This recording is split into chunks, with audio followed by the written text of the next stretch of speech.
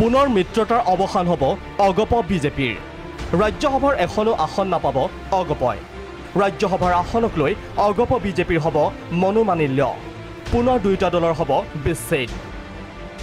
লোকসভা নিৰ্বাচনৰ প্ৰাক মুহূৰ্তত দুয়োটা দলৰ পুনৰ মিত্ৰতা হৈছিলহে মাথোন। আকৌ ভংগ হ'বৰে হ'ল দ্বিতীয়বাৰলৈ অগপ বিজেপিৰ মিত্ৰতা। সঁচাকৈয়ে অৱসান হ'ব নেকি দুয়োটা দলৰ মধুচন্দ্ৰিকাৰ অৱসান? হয়তো এয়াই হ'ব পাৰে বাস্তৱ। পিছে এই কথা, এই বিশ্লেষণ আমাৰ নহয়, জ্যোতিষীয়ে কৰিছে এই দাবী। জ্যোতিষ ৰত্ন খৰ্গেশ্বৰ গোস্বামীয়ে কৰিছে এই ভৱিষ্যতবাণী। জ্যোতিষীজনৰ মতে 21 মেৰ গধূলিৰ পৰা অগপ বিজেপিৰ বাঢ়িব ব্যৱধান। আৰম্ভ হ'ব বিজেপিৰ ৰাজযোগ। অগপৰ বাঢ়িব অন্তকণ্ডল। কাৰণ এজিপিৰ মানে শুভ যোগটো 21 তাৰিখে গধূলি শেষ হ'ব। 21 মেৰ পিছত এজিপিৰ ডাউনফল আহিব, মানে বিজেপিৰ ৰাজযোগ আৰম্ভ হ'ব। দৰকাৰ হ'লে এজিপিৰ লগত মনোমালিন্যও হ'ব পাৰে।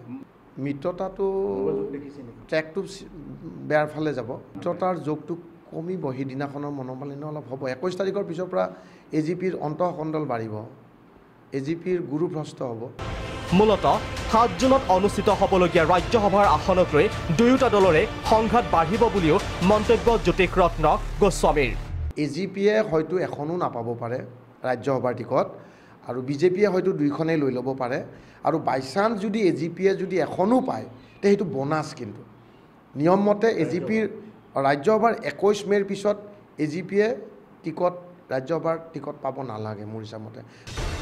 জ্যোতিষীগৰাকীৰ ভৱিষ্যতবাণী মতে অসমত বিজেপিৰ মিত্ৰজোঁটে পাব 7ৰ পৰা 8খন আসন, কংগ্ৰেছে পাব 5খন আসন, AIUDFে পাব 1খন আসন আৰু অগপই 1খন আসন পোৱাৰ সম্ভাৱনা আছে।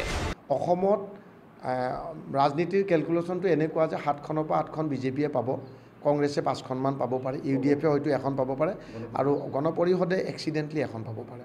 খুব লাকিলি, কাৰণ মানে নেক টু নেক ফাইট হ'ব। আনহাতে জ্যোতিষীজনৰ গণনা অনুসৰি অন্য দলৰ সমৰ্থনত কেন্দ্ৰত হ'ব বিজেপি চৰকাৰ। বিজেপি চৰকাৰ হ'লেও দুৰ্বল হ'ব বিজেপি মিত্ৰজোঁটৰ চৰকাৰখন। মোদী হ'ব পুনৰ প্ৰধানমন্ত্ৰী। অৱশ্যে 6 নৱেম্বৰলৈকেহে মোদী প্ৰধানমন্ত্ৰীৰ যোগ আছে। মোদী ডাঙৰীয়াৰ ৱাট নগৰত যিটো টাইমত তেওঁৰ জন্ম, সেই হিচাপত তেখেতৰ লগ্নত বৃহস্পতি বহিব, আৰু সেইটো কাৰণে তেখেতৰ 21 মে গধূলিৰ পৰা তেখেতৰ ৰাজযোগৰ ট্ৰেকটো লাগিব, যিটোৰ কাৰণে তেওঁ 6 নৱেম্বৰলৈকে এই ৰাজযোগটো থাকিব।